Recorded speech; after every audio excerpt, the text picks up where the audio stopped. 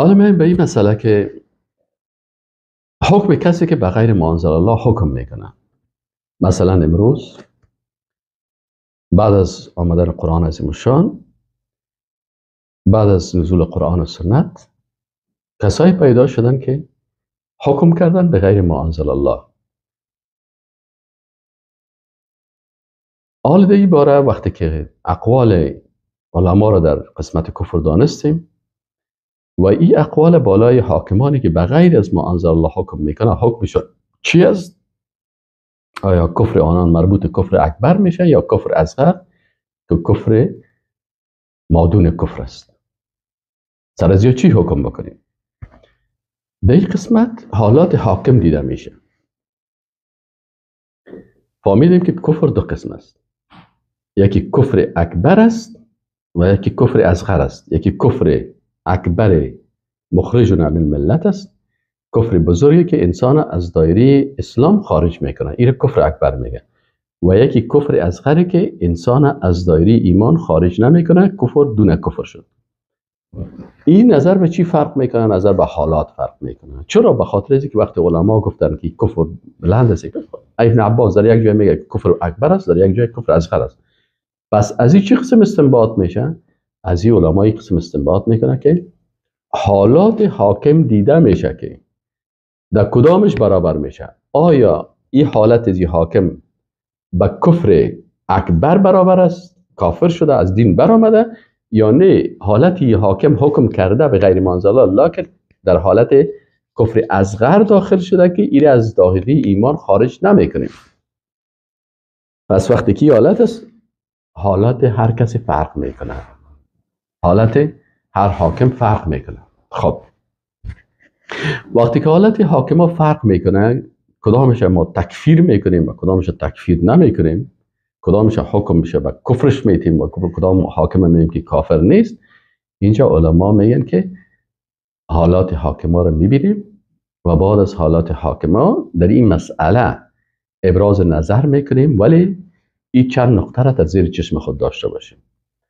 اول ای که رد حکم به ما انزل الله در احکام الهی به شکل کامل که او کاملا کس رد میکنه و این را باید بفهمیم که این کفر بواح است، خارج کننده از اسلام است.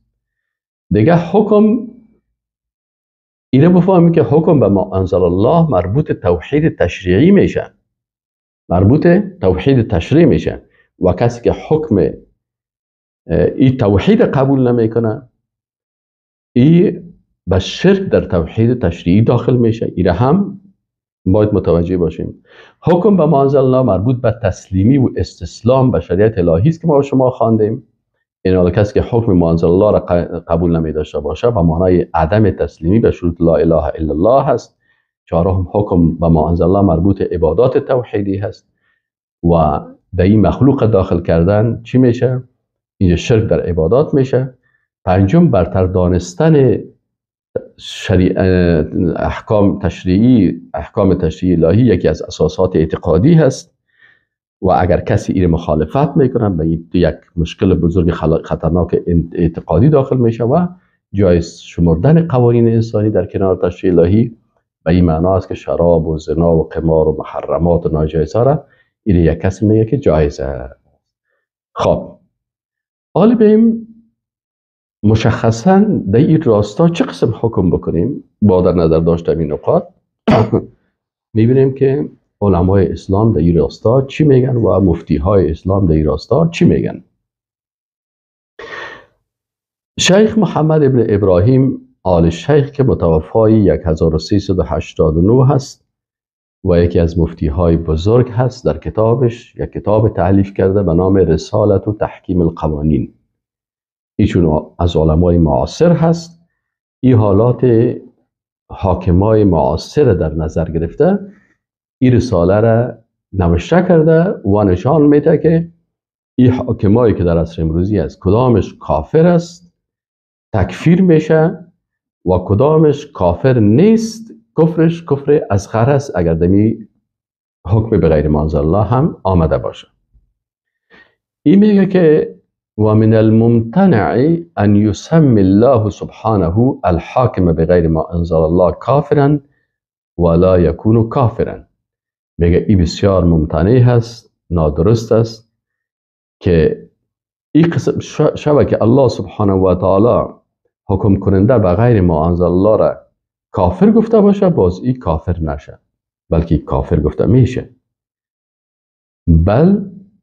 ولا یکونو بل کافر مطلقا، بلکه این مطلقا کافر هست، اما کفر عمل و اما کفر اعتقاد، لکن یا کفر عملی هست یا کفر اعتقادی. ایش فرق میکنیم. وما جاء عن ابن عباس رضي الله عنهما في تفسير هذه الآية من رواية طاووس وغيره، میگه آنچه که از عبدالله ابن عباس که ایره در مورد از این آیت آمده است، یدل ان الحاکم بغیر ما انزل الله کافر، میگه دلالت میکنه آنچه که از عبدالله ابن عباس رضی الله عنهما و دیگه علما آمده هست که حکم کننده به غیر ما انزل الله کافر است، اما کفر اعتقاد ناقل عن المله، یا کفرش کفر اعتقادی هست که ایره از ملت بیخی میکشه، و اما کفر عمل لا ینقل عن المله، یا کفر عملی هست که ایره از عمل نمیکشه، از ملت اسلامی را بیرون نمیکنه. پس به اساس از این دو بخش تقسیم میکنه. میگه وقتی کلمه کافرون برش استعمال شد کافر هست، لکن برش میگیم که آیا کفرش کافر کفر اکبر است یا کافر کفر اصغر؟ میگه دو قسم است، یا کافر کفر اکبر است یا کافر کفر اصغر است. پس تقسیم میکنیم که کسایی که کافر کفر اکبر میشه کی هست و کسایی که کافر کفر اصغر میشه کی هست. اما الاول، من این متن نظیر به خاطر از عربی برای شما میخوانم، اگرچه دوستا خوش دارن که عربیش خوانده نشه و اما تو فارسی تو روان گفته شود، من به خاطر از میخوانم که ما در اینجا باز کسی ادعا نکنه که اینمی گپ استاد هست. سرما بگویه که ولی خب گپ تو هستی، دیگه کسایی نگفته، این اجتهاد خودت است و این نظر خودت است و تو قرآن از دل خود تفسیر میکنی. ما عربی از به خاطر از میخوانم که همین متن عربی را که میخوانم با رفرنسش که میگم در فلانی کتاب هست، به خاطر از اینکه بفهمن که این گپ که ما بر شما بیان میکنم خب از قول علما بیان میکنم و قبل از ما علمای را کلشان ایره گفتن، ایره تشریح هست، واضح هست، ما شما باید ایره بشنویم و بفهمیم. از این خاطر من متن عربی را میخوانم. اما اول کس و هو کفر الاعتقادی، فهو انواع. اول قسم کفر اعتقادی هست. یعنی کفر اعتقادی چه معنی؟ کفر اکبر، کفر اعتقادی، کفر اکبر، کفری که انسان از دایره ایمان خارج میکنه، خانمش طلاق است و خانمی که مسلمان است از پیشش طلاق میشه و اطاعتش بالایش نیست و اگر حاکم است باید در مقابل ازی استاد شود، این حکم اصلی دور گرفته شود، در مقابل ازی با صلاح استاد شود. این کفر اعتقاد همین معنا را میده. کفر است که از دایره ایمان خارج است، اطاعتش کفر است. اگر اطاعت ازی کردی باز تو اطاعت از طاغوت کردی. اینی خطر است. از این خاطر علما وقتی که میگن اینجا خطرش است، میگه این کفر اعتقادی هست. و این کفر اعتقادی میگه انواع هست، ما بر شما میگیم که متوجه باشین، چرا هر حاکمی که کافر کفر اعتقادی شد یعنی کفر اکبر شد، ای از ملت اسلام خارج شد، اطاعت از طاغوت است و خلع کردنش و دور کردنش و به جای از این حاکم مسلمان را جابجا کردن، ای از وظیفه مسلمان ها هست. متوجه هستین؟ و اگر مسلمان ها این نمیکنن و از این اطاعت میکنن یا حکمشان حکم طاغوت است و کسی که حکم طاغوت قبول میکنه خودش هم به مرض کفر زور مبتلا میشه. این بسیار خطرناک مسئله است. از این خاطر تفصیلی عالم بیان میکنه که شما بفهمین، بشناسین، بعد از اون تصمیمتان و عقیدهتان باید مطابق علم و مطابق قرآن و سنت باشه. خب پس کفر اعتقادی که انواع هست و انسانها را از دایره ایمان خارج میکنه و کفر اکبر است، اینه میگه انواع مختلف است. خب بفرمایید بگیم. نوع اولش میگه ان یجحد الحاکم بغیر ما انزل الله احقیت حکم الله و رسوله. میگه قسم اول او حاکمای کافر کفر اکبر هستند، از دین اسلام خارج شدن، کفرشان کفر بزرگ است، کفر بواح است. او حاکمه که حق بودن ما انزل الله را ایره چی میکنه؟ حق بودن حکم الله و رسول اینا انکار میکنه، میگه نه حکم الله و رسولش حق نیست، حق نیست. وقتی که این کسی را میگه این کافر است، کفر اعتقادی هست. و هو معنى ما روی عن ابن عباس و اختاره ابن جریر ان ذلك هو جحود ما انزل الله من الحكم الشرعی. میگه امو روایت است که از عبدالله ابن عباس آمده و ابن جریر طبری هم این روایت اختیار کرده که این کفر اکبر حاکم وقتی واقع میشه که این ما انزل الله را انکار بکنه، حکم شریعت بیخی انکار بکنه. وقتی که تشان بشه میگه که نه، من اصلا شریعت به درد نمیخوره. مثلا مثالای شما براتون میگم، او رو که خوانیم مثلا در افغانستان وقتی کمونیست آمدن گفتن که ما حکم الهی را قبول نداریم، شریعت قبول نداریم، ما اینجا تطبیق میکنیم حکم چی را تطبیق میکنیم؟ ما میخوایم سوسیالیسم، کمونیسم، دموکراسی را، دموکراسی شرقی از اونا ما این را تطبیق میکنیم و شریعت کسی را ما قبول نداریم. و بالاخره قرآن زیر پای خود میکردن و میگفتن که این ملاها و مولوی های کسایی که ادعای حکم شریعت میکنن یا مرتجع هستن یا عقب مانده هستن و این قانون هم یک شریعت که از قانون عقب مانده ها هست، یک قانون غلط است و این باطل میگفتن. از این خاطر میخواستن جاگزین از این نظام کمونیستی را بکنن. و یا کسایی که مثل مصطفی کمال آتاتورک وقتی که آمد گفت که ما میخوایم که نظام سیکولر باشه، بنابراین ما نظام سیکولری را تطبیق میکنیم و نظام سیکولر نظام جمهوریت است و ما نظام جمهوریت میخوایم که حکومت مردم با دموکراسی باشه و حکومت مردم توسط مردم برای مردم باشه. و امی حکومت آتاتورک ادامه داره تا عصر امروزی و در قانون اساسی ترکیه همی هست که هر کسی که رئیس جمهور ترکیه میشه او باید قسم یاد بکنه که من به می دستور به می قانون اساسی ترکیه عمل میکنم که حکم به چی هست؟ به قانون سیکولر هست. قانون سیکولری که قانون مردم است که خود مردم ساختن، پارلمان ساخته، قانونگذارا ساختن و مخالف شریعت الله هست. بنابراین اینا شریعت الله را حق نمیدانند. از این خاطر حاکمی که انکار میکنه از حقیت شریعت الله و میگه که حق نیست، مثل مصطفی کمال آتاتورک و طرفدارایش یا مثل کمونیستا مثل کارمل و ترکی و حفیظالله امین و نجیب و اینا و هر حاکمی که قبل از اینا بوده و حاکمایی که در هر جایی که دنیا که بوده که اینا میگن که انکار میکنن از حقانیت شریعت الله. و هذا ما لا نزاع فیه، عالم میگه در این شک نیست بین اهل علم، میگه در این شک نیست که این حاکم کافر است، کفر اکبر. فإن الأصول المتقررة المتفق عليها بينهم، چرا که میگه در بین علمای اسلام از اصول اقرار شده و متفق علیه در بینشان چی است که من جحد اصلا من اصول الدین، هر کسی که یک اصل از اصول دین بیان میکنه چرا این کافر است؟ میگه به خاطر از اینکه علما به این اجماع هستند که کسی که یکی از اصول دین انکار میکنه، وجود الله را، ملائکه را، توحید اینا را، و این توحید چی میه؟ در توحید تشریع میه، این را انکار میکنن. او فرعا مجمع علیه، یا یکی از فروعات دین است، مثلا روزه هست، یا کسی از روزه انکار میکنه میگه هیچ روزه را من قبول ندارم، لکن کل علما اجماع دارند که روزه یکی از احکام اسلامی است، در قرآن سنت ثابت است. او انکر حرفا مما جاء به الرسول صلی الله علیه و سلم قطعیا، یا یک حرف از آنچه که رسول الله صلی الله علیه و سلم به شکل قطعی آورده هست، فانه کافر الکفر الناقل عن المله، میگه این کافر هست، کافری که کفرش الناقل عن المله، این از ملت اسلام میکشه.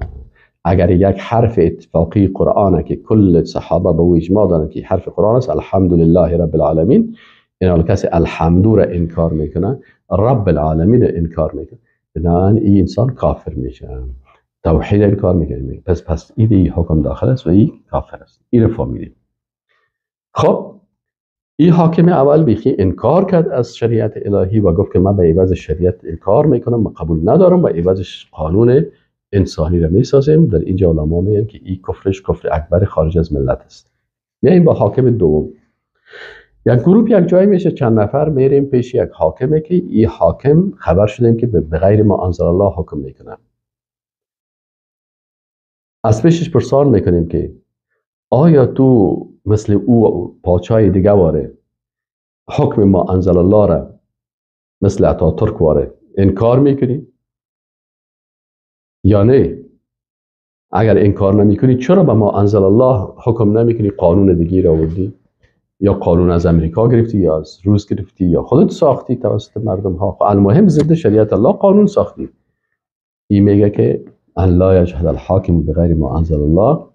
این به ما میگه ما انکار نمیکنم حکم ما انزل الله را، لکن چی نظر داری که حکم میگه؟ من نمیگم که باطل است، لکن من میگم که این حکم که قانونی که ما آوردیم، این قانون بهتر است از شریعت اسلام کردن. این قانون که ما ساختیم، این قانون بهتر است از شریعت کردن. شریعت 14-15 قرن قبل بود.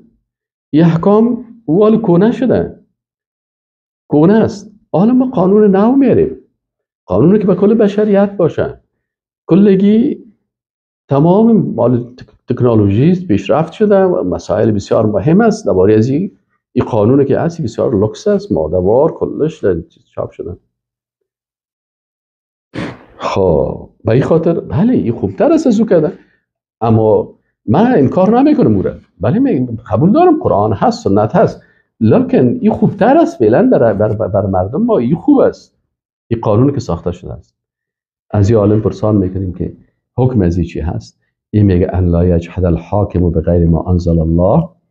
دومی است که حاکم بغیر ما انزل الله، کسی که بغیر از ما انزل الله حکم میکنه، این میگه لا یجحد، انکار نمیکنه حکم ما انزل الله را.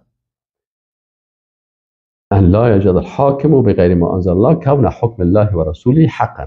از حقانیت حکم الله این انکار نمیکنه، لکن اعتقد، لکن عقیده‌شی است که ان حکم غیر الرسول صلی الله علیه و سلم احسن من حکمه. لکن حکم غیر رسول الله صلی الله علیه و سلم، رسول الله صلی الله علیه و سلم مطابق قرآن و سنت فیصله و حکم میکرد. حکومت خدا ساخته، قوانینش کلش در حکومت رسول الله صلی الله علیه و سلم مطابق قرآن و مطابق سنت بود. کلش، اگر نظام سیاسیش بود، اگر نظام اقتصادیش بود، اگر نظام جهادیش بود، اگر نظام دعوتیش بود، اگر نظام اجتماعیش بود، اگر طلاق بود، رضا بود، ازدواج بود، محاکم بود، کلش مطابق چی بود؟ مطابق ما انزل الله بود. این میگن نسبت به او کرده این چی است؟ این بهتر هست و اتم، تمامتر است و اشمل، شاملتر است. سه چیز است، هم بهتر است، هم کامل است و هم شامل است. آنچه که رسول الله صلی الله علیه و سلم آورده است، این شریعت آمده هست، این کامل و شامل نیست. بسیاری قضایا نیستن. از کجا میکنی قوانین؟ کوکی فلانی قانون، کوکی فلانی قوانین، ایده نیستن. این میگه که این به خاطر از اینکه این شامل است لما یحتاجه الناس من الحکم بینهم عند التنازع. وقتی مردم اختلاف بکنن، حالا ما احکام از کجا بگیریم؟ از اینکه این قانون ما خوبتر است قانون جدید، یا این گپ میگه که مطلقاً خوب است، مطلقاً از اول که این خوب بود، یا میگن نه از اول خوب نبود، اول او خوب بود و به نسبت الی ما استجد من الحوادث، یا به این میگه که نه او وقت خوب بود، آل به خاطر اینکه حوادث جدید آمده، مشکلات جدید آمدن، برنامه‌های جدید آمدن، مردم زندگیشان تغییر کردن، باید قانون‌های جدید بیاید. این قانون دیگه به اصطلاح خودش پوره شده. این عالم میگه التي نشأت عن تطور الزمان و تغییر الاحوال. این حوادثی که نظر به پیشرفت زمان و تغییر احوالات مردم تغییر کرده. بنابراین این قانون، این حاکم میگه که این قانونی که ما آوردیم چون تغییرات زیاد آمده هست، پیشرفت ها زیاد شده، پیشرفت های اقتصادی، پیشرفت های سیاسی، مردم، زمان، کل چیز تغییر کردن. بنابراین او قانون که است، این از او قانون کرده این بهتر است، این شریعت که است پایین هست دیگه. قوانین بود که امو وقتا به درد میخورد، امو وقتا به درد نمیخورد، لکن این نظر به حوادث این بسیار قانون بلند است و این شریعت پایین هست. خب حاکم صاحب شما این نظر دارین؟ بله. عالم مفتی صاحب پرسان میکنیم که نظر شما. عالم مفتی صاحب در عبارت چی است؟ عالم مفتی میگه و هذا ایضا لا ریب انه کافر لتفضیله احکام المخلوقین التي هي محض زبالة الاذهان و صرف حصالة الافکار على حکم الحکیم الحمید. این عالم مفتی میگه که در این شخصی که گفتی قانون ما بهتر است نسبت به شریعت الله کردن، میگه به خاطر از این کافر است که یک قانونه که زاده افکار انسانهای ضعیف و از کثافات ذهنی انسانهای منحرف ساخته شده هست، ایره به حکم خالقی که الحکیم الحمید هست از حکم از او کرده. ایره چی داد؟ برتریت داد. ایره که برتریت داد یعنی مخلوق از خالق کرده، برتریت داد. حکم مخلوق برتریت داد به حکم خالق. خالق ضعیفه، مخلوق ضعیفه که حکمش ضعیف است، ایره برتریت میده حکمشه به حکم خالق قوی حکیم و حمید ذات با عظمت. ایناله ای به ایسا ای کافر است و در کفر از هم شک نیست.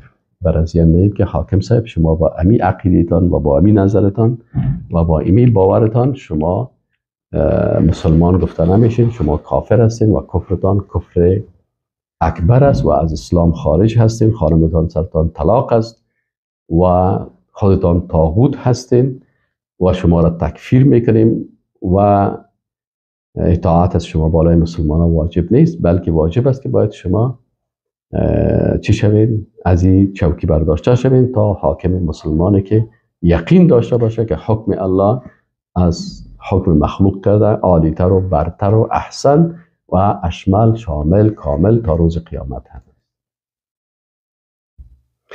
خب مشکل دیگه پیدا میشه، پیش یک حاکم سومی میریم که میگن که یک حاکم است، این هم حکم به غیر ما انزل الله میکنه. چند نفر پیش از این میرن و پرسانش میکنن که جناب حاکم، دو حاکم کافر شد، یکیش انکار میکرد، دومیش برتر میدانست قانون انسان نسبت به شریعت الله.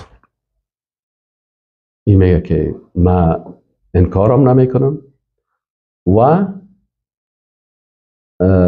برترم نمیدانم. خیلی شما چی میکنیم؟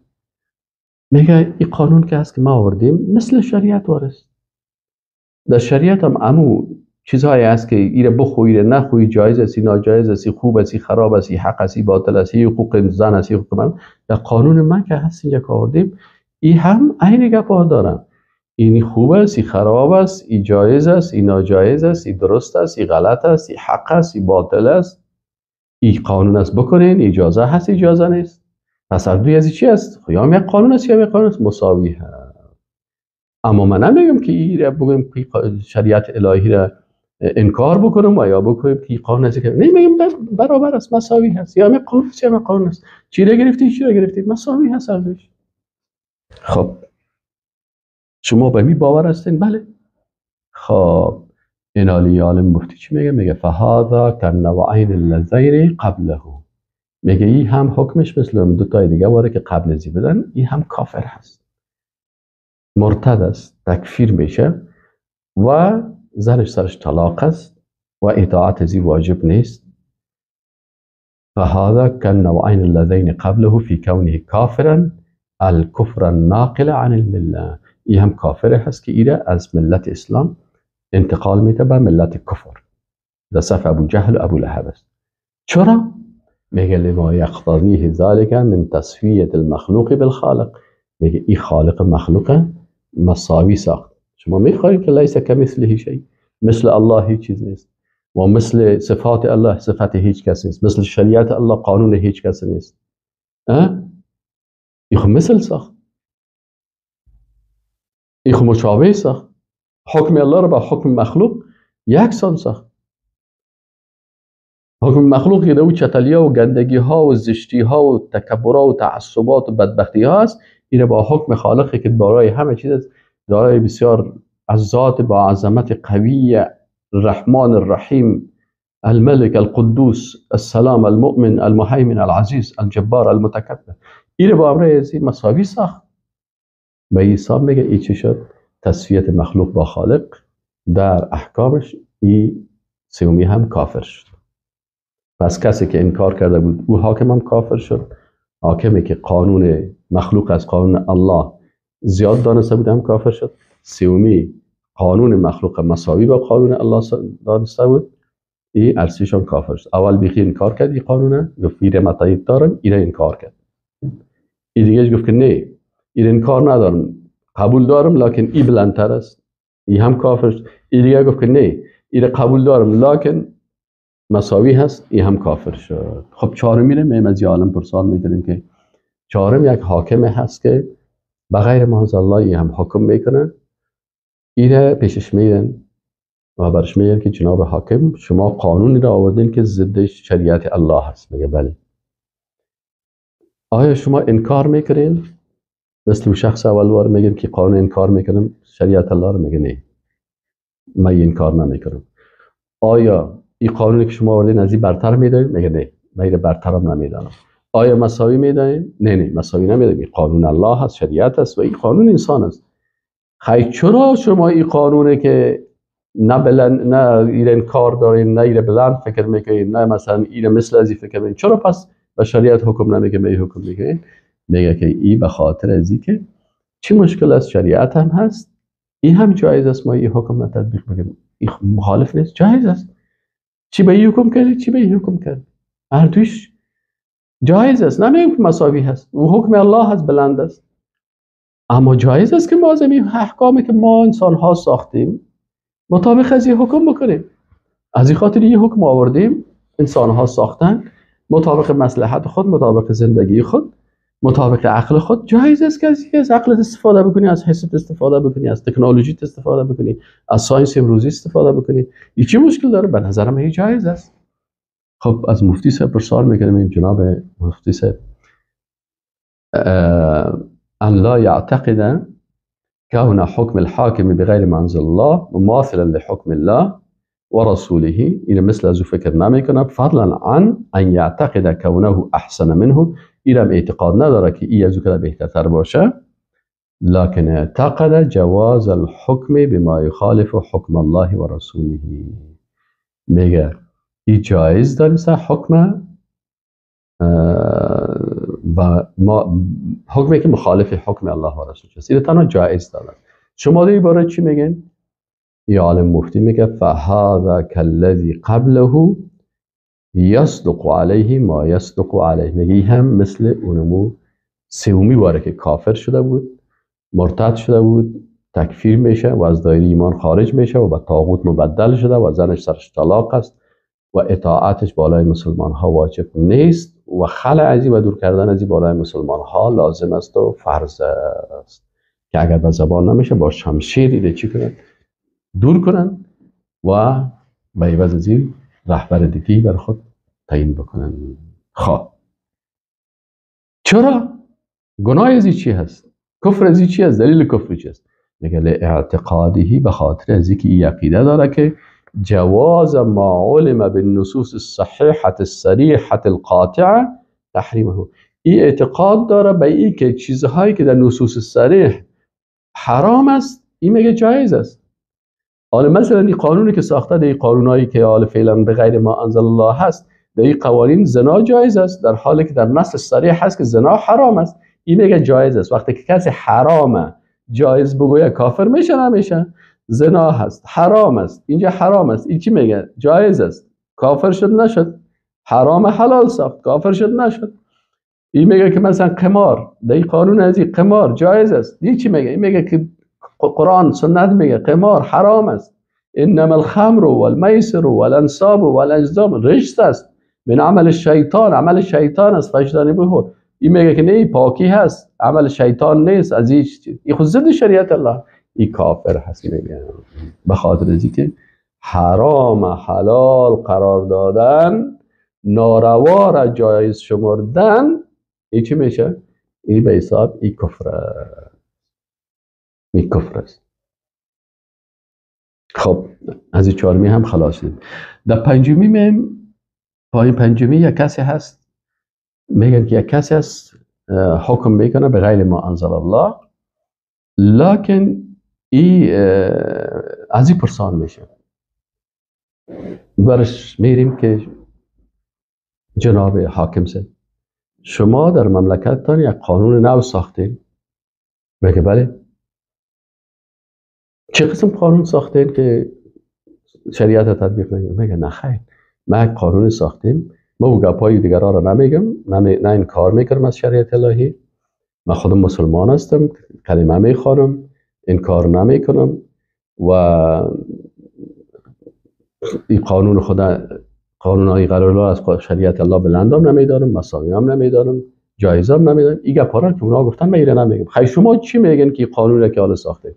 میگه ما قانون ساختیم که ایره از قانون فرانسه، قانون امریکا، قانون روس، قانون خوبی های کل چیزا گرفتیم. مثلا دیدیم که در شریعت چیزا خوب است، به عصر ما مناسب است، گپشم به عصر ما مناسب است، از شریعت هم گرفتیم، از قرآن هم گرفتیم، از سنت هم گرفتیم، از احادیث هم گرفتیم، از اقوال علما مختلف که بودن از گروه های مختلف از یا هم گرفتیم، از قانون امریکا بعضی چیزا خوبش بوده اونام گرفتیم، از قانون فرانسه هم بعضی چیزای خوب بوده ایران گرفتیم، از حتی از قانون یهود و نصارا از هر چیزای خوب بوده کل زیر گرفتیم. یک قانون البته بسیار خوب معتدل جور کردیم که هم برای ما خوب است، هم جهان که معامله میکنه، هم کس خفه نمیشه و این قانون تطبیق میکنیم و نرمال زندگی کلگی بسیار خوبش پیش میره.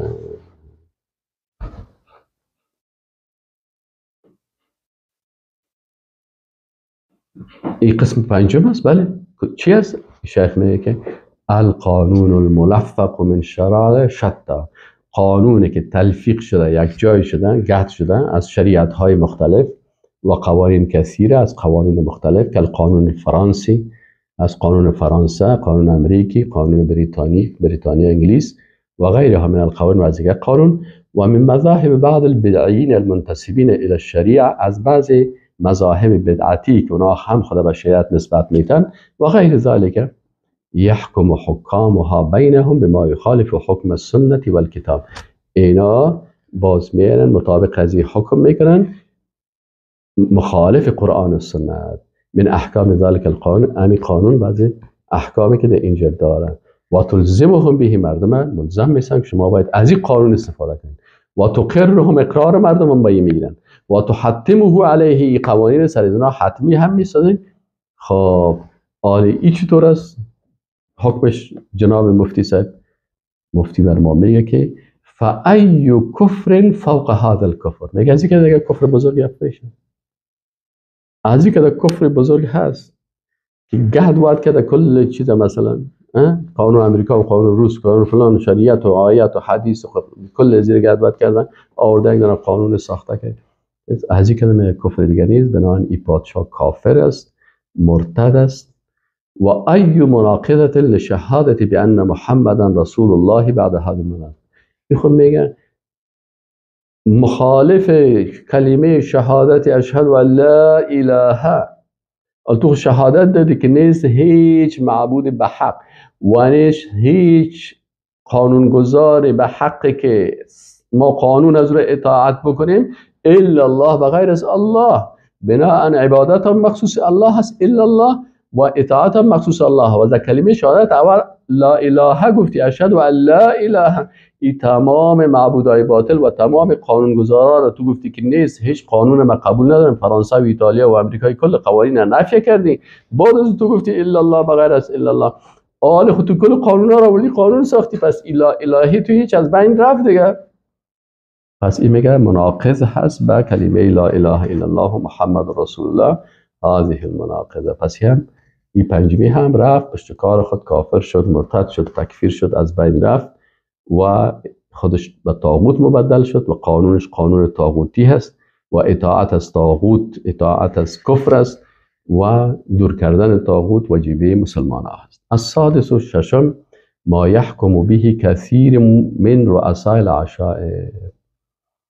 یک کسی گفت که والا اینجا ما رفتیم یک جای هست، چی میکنین؟ ما حکم میکنیم، بریم پرسانشان بکنیم شما کی هستین؟ گفتم والا ما چی هستیم؟ ما نه ریاست جمهوریت اعلان کردیم که شما بخواید کلمات تاپیک کفر بذارید، ما نه جمهوریت اعلان کردیم، نه پادشاهی اعلان کردیم پادشاه هستیم که شما ما را بگین فلانی هستین. ما قبایل هستیم، ما قبیله داریم، قبایل هستیم، قبایل آزاد قبایل هستیم. قریه ما قبیله ما اینمی هست. ما مثلا یک 100 خانه 500 خانه 200 خانه هستیم، یک قبیله هستیم. ما مطابق قانون پدرهای خود قانون جور میکنیم. خب چه قسم قانون؟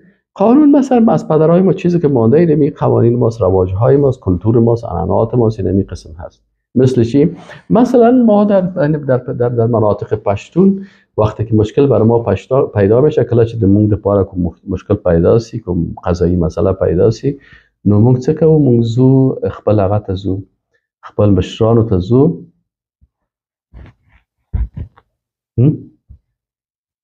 مونږ خپل مشران ته زو، جرګو ته زو، او په جرګه کې مثلا کینو او الته د مونږ مشران مونږ پښتو کوو، دلته شریعت نه کوو، پښتو کوو. نو مثلا ښځه ده سړی د قتل کړی، مونږ د قتل په مسله کې قصاص نه کوو، بلکې د هغه نه بد لرو، بد مثلا 3 جنوکۍ اخلو، مقتول کورنۍ ته ورکوو، زیاتې ختم سی. یعنی وقتی از پشتونا پرسان میکنیم در قبایل پشتون میگه مثلا ما جرگمار داریم، سردار منطقه چند نفر ریش سفیدا دارن که کلانا هستن، اینا وقتی که مشکل پیدا میشه مسائل قضایی رو مطابق قوانین قومی خود میکنیم. اینا وقتی که چیز شد، مثلا ما وقتی که کسی قتل میکنه ما در قتل از اون قصاص گپا رو نمیکنیم. اینجا مطابق امی قانون که از پدرای ما برای ما مانده هست، مطابق از این قانون مثلا برای کسی که قتل کرده اونم جزای تویی است که 3 دانه دختر خواهر ده یا دختر داری میگیری، برای کی میدی؟ برای خانواده مقتول میدی. 3 دختر برای زو میدی، حالا باز اونا خلاص اینمی فیصله شد، بعد مطابق از اینمی حکم میشه 3 تا دختر برای زو میگیره میده و خلاص. این قانون بعد از سر بین باشه. و همین قسم مثلا در مناطق عرب و بعض مثلا عرب ها هستن میگن ما این قسم قانون داریم، ما مطابق هم چیزی که از پدرها و پدرکلان ما ماندن و اینا عرب هایی را سلوم میگن. سلوم هم میگی سلوم ما هست، یعنی رواج های ما هست، عادات پدران ما هست، مطابق از این حکم میکنن. خب مثلا ششم چه قسم تشریح میکنه؟ میگه ما یحکم به کثیر من رؤساء العشائر، آنچه که حکم میکنن بسیاری از سردارها و رئیس‌های عشایر و قبایل از قبیله ها، کلان‌های قبیله ها، من البوادی از مناطق بادیوی بدوی، کوچی ها و مردمایی که مثلا در بادیه ها زندگی میکنن، زندگیشان قبیلوی هست و نحو و امثال از من حکایت آبائهم، از حکایت های پدرانشان و اجدادهم و پدرکلانایشان. میگه پدرها و پدرکلانای ما و عاداتشان التي یسمونها سلومهم، ایره با سلوم یاد میگن در بین عرب ها. یتوارثون ذلک منهم، ایره به میراث میبرن از این قسم، از پدرکلان به پدر میان، از پدر به بچه میان، از بچه میخوزه پایین رفتن میرن و یحکمون به به حکم میکنن و یحضون علی التحاکم الیه عند النزاع، و به این تشویق میکنن و اصرار میکنن در بین اختلافات. میگه که رواج ما اینمی قسم است، عادات از پدرای ما اینمی قسم ماندگی است. و اذا قیل لهم اتبعوا ما انزل الله قالوا بل نتبع ما وجدنا علیه آباءنا، با اون چیز ما مطابقت میکنیم که از پدرای ما مانده هست. بقاء علی احکام الجاهلیه، یا اینمی احکام جاهلیت. مثلا احکام جاهلیت چه سال در افغانستان 15 قرن است که اسلام است. تاریخ افغانستان 5000 سال پیش است. این حال 1.5 سال از این قانون اسلام است، 3.5 قانون جاهلیت قبل از اسلام است. یا میگه ما اون قانون 5000 ساله ما را تطبیق میکنیم. و اعراضا و رغبتا عن حکم الله و رسوله، از حکم الله و رسولش اعراض میکنه که برش بگی باز میگه که والله مولوی صاحب مخفه کیگه دلتا مون شرع نکو دلتا مون پختو کو. مولوی صاحب خفه نشو، ما اینجا شریعت نمیکنیم، ما قوانین پشتو را تطبیق میکنیم. مولوی صاحب خفه نشو، ما در اینجا قانون دری زبانا، ما در اینجا شریعت نمیتونیم تطبیق کنیم. چیزی که رواج های ماست دیگه، شما میگین شریعت علیده هست، رواج علیده است، ما رواج های ماست، پروگرام های ماست، با رواج های خود ترک کردن نمیتونیم دیگه. نه در زنده ترک کردن میتونیم، نه در مردی خود ترک کردن میتونیم، نه در عروسی خود ترک کردن میتونیم. رواج است، اگه رواج نگیریم نمیشه دیگه. اینمی رواج ماست و همین قسم در مسائل دیگه که هست، اینمی رواج و عادات ما هست. بنابراین احکام جاهلیت اصرار میگن، فلا حول ولا قوت الا بالله، میگه اینا هم با اینمی کارشان اینا کافر میشن و از دایره اسلام خارج میشن و لا حول ولا قوت الا بالله. اینی 6 قسم کفر اعتقادی شد که یه عالم بیان کرد. خب اما القسم الثانی، اما قسم دومی که من قسمه الكفر الحاکم بما انزل الله، از اقسام کفر حاکم بما انزل الله، کفر حاکمی که چی است؟ و هو الذی لا یخرج من المله. این قسم دوم قسمه هست که امی شخص حکم کننده را از ملت اسلام خارج نمیشه. کافر گفته میشه کفر دون کفر، یعنی امی الکافرون است، لکن کفرشان کفر اصغر است، از دایره دین خارج نمیشه. به نزد علمای اهل سنت و الجماعه اینا میگن فقط تقدم ان تفسیر ابن عباس رضی الله عنهما، میگه تفسیر ابن عباس رضی الله عنه در این راستا چی بود؟ لقول الله عز وجل، به این قول الله سبحانه و تعالی و من لم يحكم بما انزل الله فاولئک هم الکافرون. میگه خوانده بودیم که عبدالله ابن عباس گفت که و من لم يحكم بما انزل الله فاولئک هم الکافرون قد شمل ذلك القسم. میگه این قسمت داخل میشه و ذلك فی قوله رضی الله عنه، مثل که میگه عبدالله ابن عباس رضی الله عنهما گفت که کفر دون کفر، گفت که کفر اصغر است، یا لیس بالکفر الذی تذهبون الیه، به او کفر که شما میرید به او نیست، یعنی این کفرش اصغر است، کوچک است و این از دایره ایمان خارج نمیکنه. خب این کدام حاکم است؟ رفتیم پیش یک کسی حاکم است، حکم میکنه و خبر شدیم که یک حکم کرده که مخالف ما انزل الله است. ایده چه وقت است؟ ایده وقتی است که مثلا خلافت اموی ها هست یا خلافت عباسی ها هست و نظام اسلامی و خلافت اسلامی قائم است. میرن یک چند نفر پیش کی میرن؟ پیش مثلا یکی از حاکما هست به نام هارون الرشید. هارون الرشید مجاهد از جهاد میره و سقفی که در اسلام است، این سقف اسلامی هست، نظام خلافت اسلامی هست، محاکم کلش محاکم اسلامی هست، قوانین کلش قوانین اسلامی هست، قرآن و سنت کلش تطبیق میشه. لکن مردم خبر شدن که هارون رشید در یک قسمت فیصله کرده، در این قضاوت خود ضد شریعت الله حکم کرده. چی حکم کرده؟ و ذلك ان تحمله شهوته و هواه على الحكم في القضیه بغیر ما انزل الله. یک قضیه را آوردن، یک 10 جریب زمین بود، این مثالش هم میگم، یعنی 10 جریب زمین بود، این زمین بود از احمد و اختلاف داشت به امرای یکی از اشخاصی که او از اقارب یا از اقوام یا از شناخته های هارون رشید بود. این شخص که از این جنجال داشت، این 10 جریب زمین از احمد بود. این نفر سر از عریضه کرده بود و جنجال کرده بود، این را آوردن پیش محکمه، پیش هارون رشید و هارون رشید ایره چی کرد؟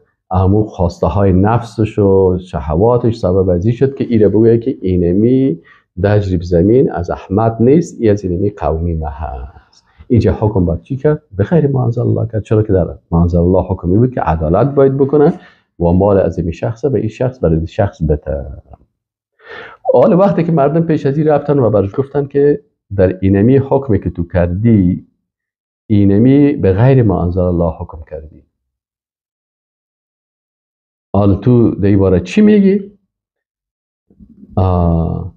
این برش میگه که مع اعتقادی، میگه وقتی پیش از رفتن میگه گفت که من عقیده دارم الحمدلله که حکم الله و رسولش و حق است و ما به نفس خود به خطا و اشتباه هم اعتراف میکنم و میگم که از پیش من اشتباه شده و غلط شده و به گناه خود اعتراف میکنم و ما قانون شریعت در حکومت خود تغییر ندادیم تنها در این مسئله چیزی که حکم الله بود باید من به او حکم میکردم، لکن از پیش من غلط شد. من اینجا مطابق نفسم، ولی من اعتراف میکنم که من غلط کردیم و حکم الله و حکم رسولش حق است و اینجا من در اشتباه هستم. اینجا یه عالم میگه که آره این حکم از این چطور است؟ و این عالم میگه و هذا و ان لم یخرجه کفره عن المله، میگه اینمی کاری که تو کردی این گناه نیست، کفر است، لکن این کفر تو را از ملت بیرون نمیکنه. یعنی کفر اکبر نیست که تو را از ملت اسلام بیرون کنه. و انه معصیه عظمی، این بسیار بسیار گناه بزرگ است. اکبر من الکبائر، از گناه کبیره هم کرده، این بزرگتر است.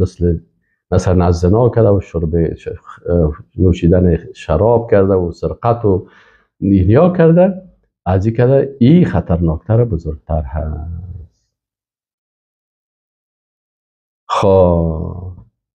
به خاطر ازی که ان معصیتا سماها الله فی کتابه کفرا، چرا او معصیتی را که الله در کتابش کفر گفته، این میگه اعظم معصیت لم یسمها کفرا، از او گناه هایی که او را الله کفر نگفته از او کده گناه ازی چی هستن؟ خطرناکتر است و بزرگتر است. پس تو به گناه بسیار بزرگ گرفتار هستی، لکن تو را ما کافر نمیگیم به خاطر که این کفر تو کفر اصغر است، چرا تو نظام دور نساختی. حالا که از این عالم گپاش شنیدیم، میایم پیش یکی از علمای احناف که این علامه ابن ابی العز حنفی هست و این هم کتابی داره به نام شرح عقیده طحاویه. میبینیم که این چی میگه.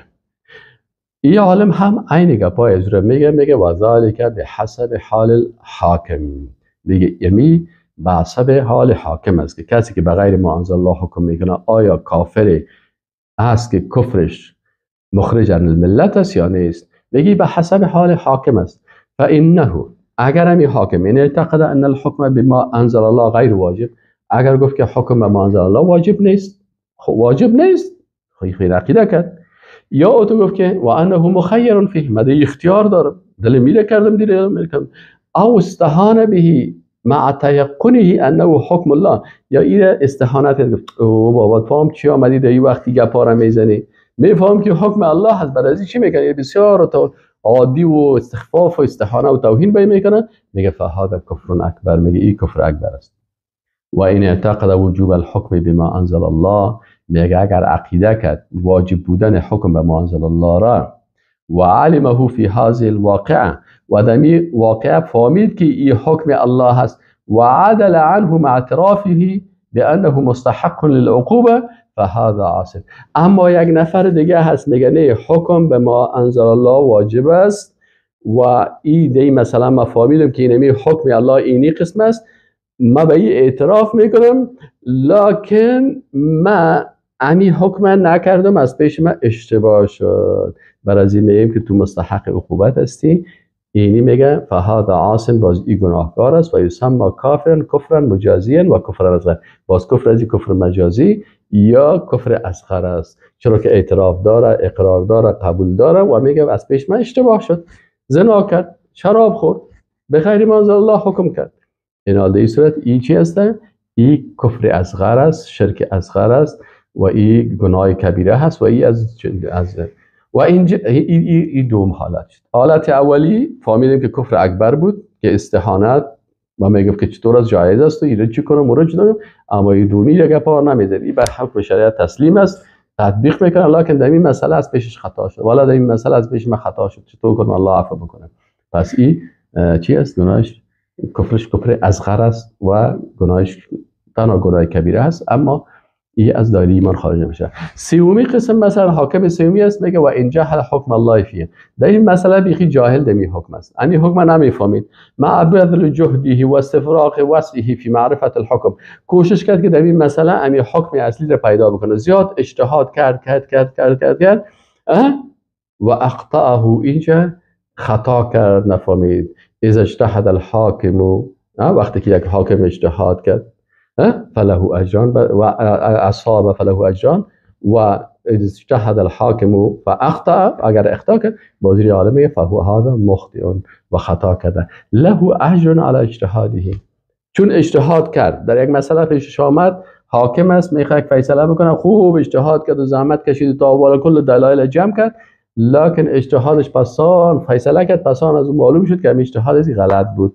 این حال میگه این خطاکار است و در مقابل اجتهادش اجر میگیره، بعد از اون حتی اجر اجتهادش هم است و خطایش مغفور است. پس سه قسم حاکم شد. یکی حاکمی که انکار و استهزاء و غیر واجب و استهانت و استخفاف میکنه، این کافر است. دوم حاکم به ما انزل الله، مخالف ما انزل الله حکم کردن، لکن این نفر در یک مسئله خاص است انکار و یپا نداره، قبول داره ولی که خودم مجرم میدانه و میگه که این حکم درست است، از پیش اشتباه شد، این نفر این کفر اصغر کرده. و یک حاکم دیگه است که در مسئله که قضا کرده فیصله کرده حکمش مخالف ما انزل الله هست، کشف شد، لکن این اجتهاد کرده، زحمت کشید، لکن در اجتهاد خود خطا کرده، این نه تنها کافر نیست بلکه این چون اجتهاد کرده بر از این ثواب هم هست، ثواب اجتهادش، و حتی گناهکار هم نیست. متوجه هستید؟ این گپ ای عالم میگن. عالم دیگه میگه یجب علی طالب العلم ان یعرف الفرق بین التشریع الذي یجعل نظاما یمشی علیه و یستبدل به القرآن. میگه ما شما این عالم دیگه چی میگن؟ میگه باید اینجا فرق بکنیم بین این تشریعی که این نظام جور میشه، یک نفر یک قانون میاره که او یک نظام جور میکنه، فرق بین یک نظام و یستبدل به القرآن که قرآن تبدیل میکنه، حکم شریعت و دین تبدیل میکنه، یک نظام جدید جور میکنه، یک قانون جدید جور میکنه، این نظام مملکت میسازه.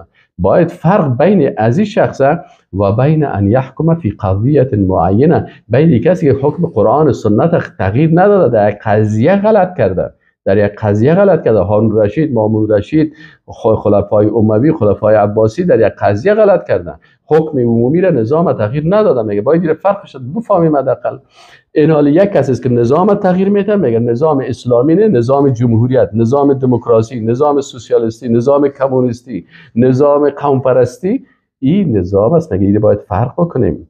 یجب علی طالب العلم، واجب از بالای طالب علم ان یعرف الفرق بین التشریع الذی، بین او تشریع و قانونه که یجعل نظاما که از یک نظام جور میکنه، یمشی علیه باید به این نظام پیش میره، و یستبدل به قرآن تبدیل میکنه، ایوازش این نظام میره، و بین ان یحکم در بین این حاکم بیچاره که در یک قضیه معینی چی کرده، این حال چی کرده فی قضیه معین به غیر ما انزل الله حکم کرده، فهذا قد یکون کفرا او فسقا او ظلما.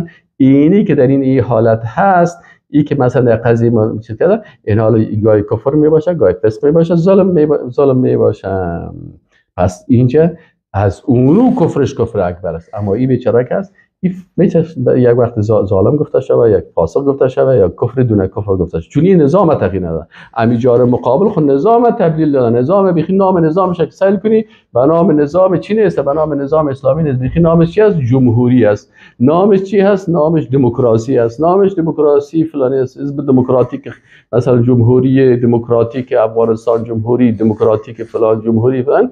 حتی کل نظامش چی است؟ یا با دروغ مثلا در پالی از نظام خود جمهوری گوره که تزگه خلق کرده.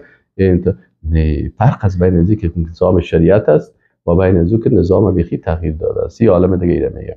خب در رکن الفتاوا، فتاوای عقیده که تالیف مجموعه از علما می باشه، یه از معاصرین است. در این مورد که چنین فتوا داره: من لم یحکم بما انزل الله استخفافا به او احتقارا له او اعتقادا ان غیره اصلح منه و انفع. این فتاوای تقریبا چیز کم مانده دیگه، کمک مانده، میره میخوانیم زود خلاص شد بخیر. الان اینجا در رکن فتاوا چی میگه؟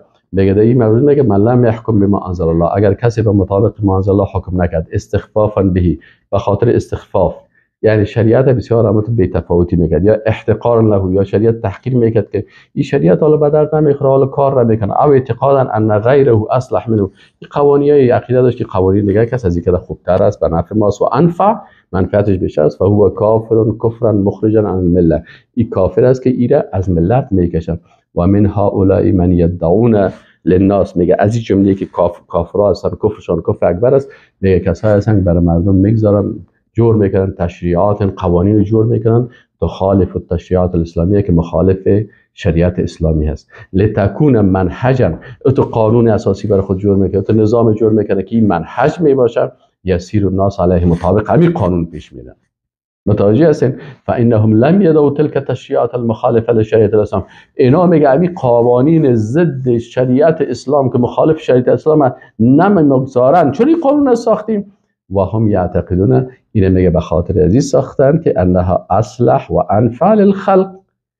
میگه به خاطر چی قانون رو میسازن؟ این عالم میگه این یا مجموعه رکن و فتاوا مجموعه از مفتی ها هستن.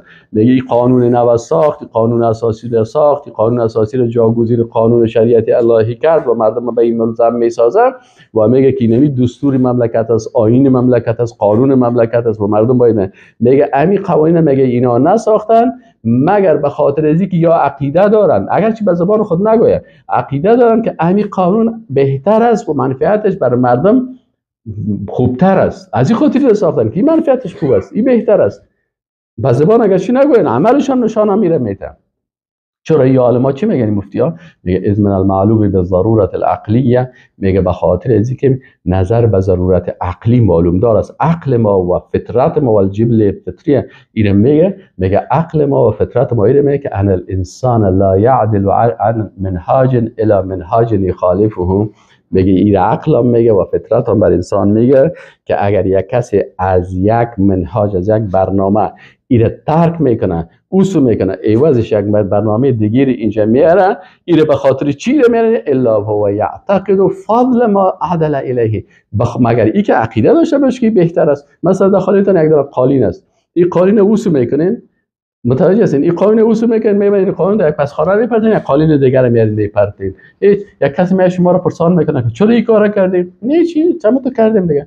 ایراد تو خود عقل میفهمی که او قانونی که سابق ما برای خریده بودم، در خانه شوار کرده بودم، او را قاط کرد، کلا کرد، بود در پسخانه انداخت و این نوعا آوردی جوار کرد. به این معنا هست که قانونی که نو خودش آورده و خریده و انداخته این خوبتر است، صلاحیتش بیشتر است از او که او به درد نمیخورد. این میگه عقل انسان بر انسان میگه در مسائل عادی. عالی قانون رو که آوردی من حیث قانون اساسی جور کرده و ضد شریعت الله و این سر مردم تطبیق میگه، جایگزین میکنه. این چی معنا میده؟ میگه معنایش چی است که او قانون شریعت که است منفعت نداره، قانون کونه هست. از خاطر عالم میگه که از من المعلوم بالضرورت العقلی. و مردم میگه خوب متوجه باشین که این با ضرورت عقلی و الجبلت الفطریه و به اساس فطرت درست ان انسان لا یعدل عن منهاج، یک منهج از برنامه از شریعت است، ازی به منهاج به منهج و برنامه دیگه نمیره که مخالف از او است، الا مگر هو یعتقد که عقیده داشته باشه فضیلت ما عدل الیه، که فضیلت از او در عقیده داشته باشه و نقص ما عدل عنه و نقصان این چیزی که او را ترک کرده. پس این شریعت که ترک کرده و قوانین جدید آوردن جای به جای کرده، اگر به زبان خود هم نگویه که این از این که بهتر است، این بر ما عقل ما میگه و فطرت سلیم ما بر ما میگه که این به خاطر ازی آورده که در عقیده شمی است که این قانون از این که بهترتر است. پس این نفر با این عقیده خود از دایره ایمان خارج از کسی که قانون دیگر میاره و بالفعل به جای شریعت اسلامی تطبیق میکنن. و صالح ابن عبدالعزیز آل شیخ یک از مفتیای اسلام است، میگه فلا شک ان افراد الله بالطاعه و افراده بالحکم و تحقیق شهادت لا اله الا الله و ان محمد رسول الله كل ذلك يقتضي ان لا يحكم الا بشرع. این آخری گپ است. میگه آخری گپ ما اینجا میرسیم، به این نتیجه میرسیم، در شک نیست که وحدانیت الله با اطاعت و یگانی و افراده بالحکم، یگانگی الله به حکم و تحقیق شهادت لا اله الا الله و ان محمد رسول الله كل ذلك ما کل ازی که ما گفتیم موضوع توحید است، موضوع عبادت است، موضوع ایمان است، موضوع استسلام است. میگه کل ذلك یقتضی، کل ازی تقاضا میکنه که الا یحکم الا بشرعه، که حکم نشه مگر به شریعت الله. کلش ایمان، اسلام، توحید، کلش میگه باید کلمه لا اله الا میگه باید حکم به چی شود؟ به شریعت الله شود. لهذا گپ مفتی است، فلهذا كان الحكم بالقوانين الوضعيه، از این خاطر حکم کردن به قوانین وضعی، قوانین وضعی که مردم میسازن، حالا فعلا جریان پیدا میکنه، حکم کردن به این قوانین، او به حکم الحکم به سوالیف البادیه، یا حکم کردن به قوانین بدوی که به حساب قوم پرستی از پدرها و پدرکلانان خواهر میکنن، من الکفر الاکبر بالله، ای از کفر اکبر است. یعنی کفر اکبر کدام کفر است؟ کفر است که اینا را از چی خارج میکنه؟ کفر اکبری است که اینا را از ملت اسلام خارج میکنه. اگر مسلمان از زنش سش طلاق میشه خودش کافر شد، طاغوت گشت، اطاعتش بالای مسلمان ها واجب نیست، بلکه خلع کردن و دور کردنش بالای مسلمان ها واجب است. و کسی که از این حاکم پیروی میکنه، پیروی از طاغوت کرده و ملاهایی که به نفع از این حاکم فتوا میتن و این تایید میکنن، این ملاها هم خودشان به طاغوت مطبوع مبدل میشن و این خود از این طاغوت مطاع است. از این خاطر نه کفرش کفر اکبر بلاس این فتوای صالح ابن عبدالعزیز است. و خلاصه اینمی کلش فکر میکنم آخری. و السلام علیکم و رحمت الله و برکاته.